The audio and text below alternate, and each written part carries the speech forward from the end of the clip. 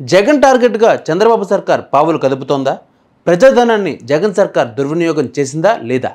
Quid pro quo ద్వారా సాక్షి పత్రిక కొనుగోలు చేయించిందా? బుధవారం చంద్రబాబు కేబినెట్ సమావేశంలో ఎలాంటి చర్చ జరిగింది? విచారణ చేపట్టాలని మంత్రులే స్వయంగా సీఎం చంద్రబాబుకు చెప్పారా? జగన్కు మరిన్ని కష్టాలు తప్పవంటారా?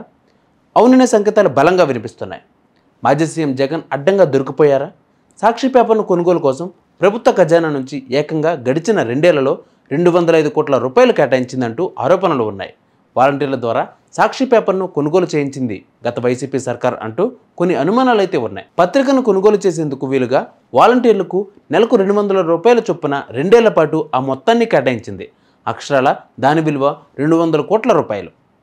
కేవలం ఒక పత్రికను మాత్రమే కొనుగోలు చేసేందుకు గత సర్కార్ రాష్ట్ర వ్యాప్తంగా గ్రామ పట్టణ సచివాలయాలను ఏర్పాటు చేసుకుంది.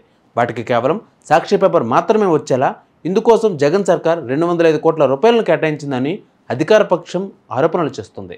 మరో విషయం ఏంటంటే, చాలా మున్సిపాలిటీల్లో సాక్షి పేపర్ కొనుగోలు చేసేందుకు ఏడాది పాటు అడ్వాన్స్ ముందుగానే ఇచ్చినట్లు అంతర్గత సమాచారం. సింపుల్గా చెప్పాలి అంటే ఓపెన్గా క్విడ్ ప్రోకో చేశారన్నది మంత్రుల మాట.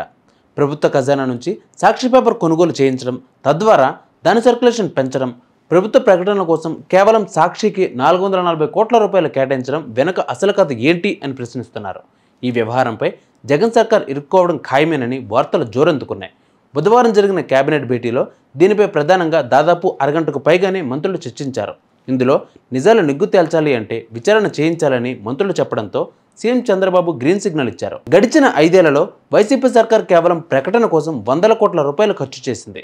5 ఏళ్లలో ఒక్క సాక్షికి ప్రకటన రూపంలో 403 కోట్ల రూపాయలను అసెంబ్లీ సమావేశంలో సమాచార శాఖ మంత్రి పార్థసారథి బహిరంగ ప్రకటన చేశారు.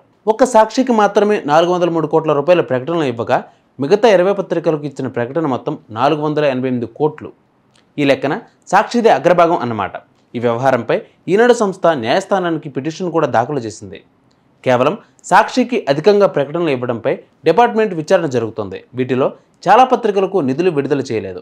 గతంలో డిప్యుటేషన్పై వచ్చిన పౌర సంబంధాల శాఖ కమిషనర్ విజయ్ కుమార్ రెడ్డి వ్యవహారంపై విజిలెన్స్ విచారణ జరుగుతోంది. మొత్తానికి సాక్షి పత్రిక వ్యవహారంపై చంద్రబాబు సర్కార్ తీగలాగితే డొంక కదులుతుందని చెప్పవచ్చు. రాబోయే దీనిపై ఇంకెన్ని విషయాలు వెలుగులోకి వస్తాయో చూడాలి. Please subscribe to 108 TV. Subscribe to 108 TV.